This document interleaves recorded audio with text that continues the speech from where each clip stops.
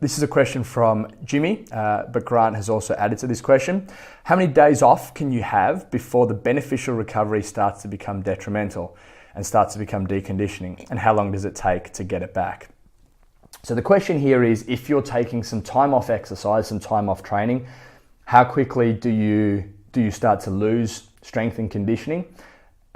Is there anything we can do to maintain strength and conditioning? And how can we get that strength and conditioning back? And how long will it take to get it back? So we've got a lot of things to cover and unpack on this one. Let's start from a couple of days into some sort of rest. Let's say you're on holiday, 2 or 3 days into the holiday. Your aerobic base will start to drop pretty quickly. So within 2 to 4 days, you will start to get a slight decline in your VO2 max. That's your ability to oxygenate and fuel your muscles. Now, this can happen within a few days, and it tends to be a bit of an easy come, easy go type of thing with cardiorespiratory endurance. A little bit quicker and easier to build and therefore lose than something like strength and the cross-sectional area of your muscles, which I'll get to in a moment. So you basically get a very rapid change in a type of protein inside your muscles. Now, this isn't necessarily related to strength, but more so your ability to have these lightweight, more slow twitch, consistent contractions of the muscle, therefore your cardiorespiratory endurance. So it basically means that your muscles aren't as efficient in their use of the fuel. So your heart and lungs have to work harder to supply them with oxygen, to supply them with fuel. This is the actual structural or physiological change that we experience, as I said, from 2 to 4 days into a rest. The initial change or the initial loss can be quite rapid, but this initial loss is going to be reflective of how quickly you've gained that fitness in the first place. So let's say that you have a really good aerobic base, you've been doing aerobic training for a long time, you have a good engine, your heart and lungs are efficient in providing the fuel and the oxygen to your muscles. If you then have a break and you've had this base for a long time, you're not going to lose it as quickly. If, however, you've recently improved your cardiorespiratory endurance very quickly and it almost hasn't had time to reset as your baseline fitness, this is new fitness, you will lose your new fitness much more quickly.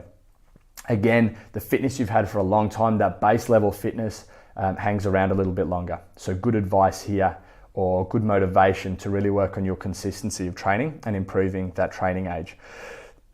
As long as you haven't had more than a few weeks off, and although you will lose a decent amount of cardiorespiratory endurance in those few weeks, it will tend to come back in the same amount of time that you've had off. So I'd say up to about 3 weeks based on the research.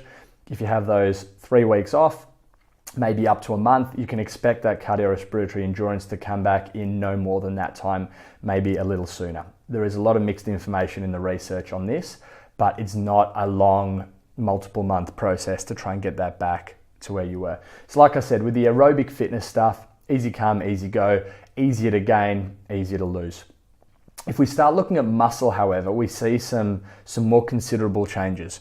So the research has shown up to a 10% loss in strength, in muscle strength, in the space of just 2 weeks. So a very short amount of time here from the context of this may be what the average holiday is, a 10% loss. Now, it's important to remember when we talk about this 10% loss, we're not talking about a 10% loss of complete strength. So let's say that your max deadlift, for ease of maths, is 200 kilos. You're not going to lose 20 kilos of that being 10%, in 2 months. So you aren't going to suddenly go from 200 to 180. This 10% loss that we're talking about is the loss of the strength or the muscle that you've gained as a result of training. So let's say that for a completely untrained individual who's got no training background, but just has a genetic predisposition towards having some sort of baseline strength, they walk into the gym, never deadlifted before, and they deadlift 100 kilos. We're calling this almost like a genetic baseline. You have this ability to deadlift 100 kilos untrained. Then this same individual, trained with strength training, with a bit of training age, can now deadlift 200 kilos. The loss that you're going to experience in those 2 weeks, of not training, that loss you're going to experience is 10% of what you've gained above your genetic potential. So your max deadlift may drop from 200 to 190 as opposed to 180. So there's some research basically that shows it can be maintained and won't be lost in 3 weeks. So anywhere from that 2 to 3 week mark, you're looking at the point where you are going to start to notice a loss in strength. Now, of course, it's not just in the cross-sectional area of a muscle, the size of that muscle, and its underlying potential to improve strength. There's also some sort of change in your ability to express that strength. And this comes as a process of practice, of training, of coordination. And if you have some time off, just like if you have time off from anything, you'll start to lose that skill a little bit. So you being able to maintain and practice that skill, even if it's like a visualization of a deadlift technique, it's going to help you to maintain this, and it's going to help you to maintain those motor patterns, those muscle recruitment patterns, which are going to allow you to hold on to some of your strength. So even just light movement is going to have some benefit here. Important to understand some of the mechanics behind when we're now trying to regain or rebuild this muscle after the break. A process of resistance training is the increase in the number of nuclei in a muscle cell. So some basic cellular anatomy here. If you have a cell, most cells in your body just have a single nucleus. This is like the brain of the cell, and there's only one in there. But in a muscle fiber, for example, you would have multiple of these cell brains inside each muscle fiber, inside each cell. And as a process of resistance training exercise, of loaded exercise, of lifting weights, you can actually increase the number of these brains. You can increase the number of nuclei within a muscle cell. A lot of research has shown that once you increase the number of cell brains, they will actually stay, even if you then stop training or have a break from training.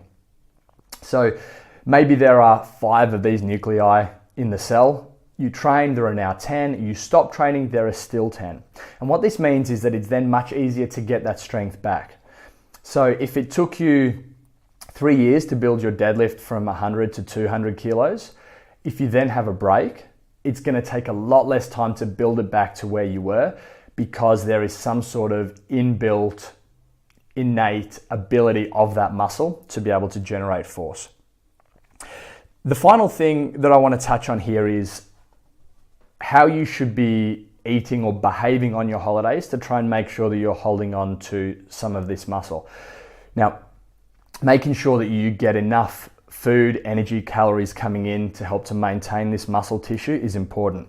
Now, happily, this is not normally an issue for people on holidays because overeating normally becomes more of an issue. But in this context, we're talking just about strength maintenance as opposed to whether we're laying down adipose tissue, whether we're adding fat to our body. So in terms of strength, you want to make sure that you're eating enough. Again, not normally an issue.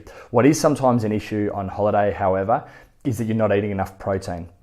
So eating enough protein will assist in protein synthesis, which will help to reduce the breakdown of muscle tissue.